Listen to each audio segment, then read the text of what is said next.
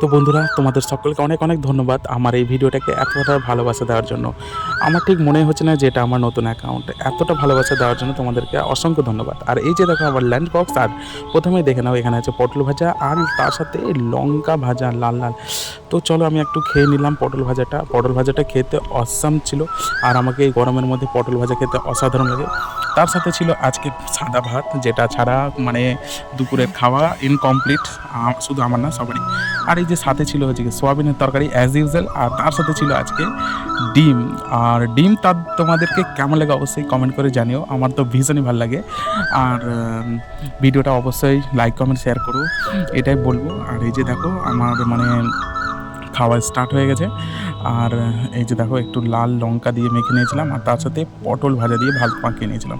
তারপরে গাইজ আমার আর মানে মন মানছিল না ডিম আর সোয়াবিন দেখে, তাই তাড়াতাড়ি করে ওটা শেষ করে শুরু করে দিলাম এই যে সোয়াবিন খাওয়া। হ্যাঁ, সোয়াবিন খাওয়া গাইজ মানে প্রচুর মানে ভালো, এই গরমে তো খুবই ভালো। আর ডিমটা একটু অ্যাভয়েড করো এই গরমে, তবে আমি পারি না, কারণ আমার ডিম আমার ভীষণ ফেভারিট। ডিম ছাড়া মানে আমার চলে না একটা দিনও।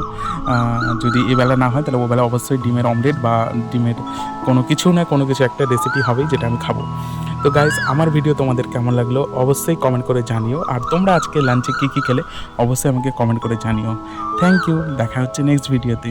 Tata, by.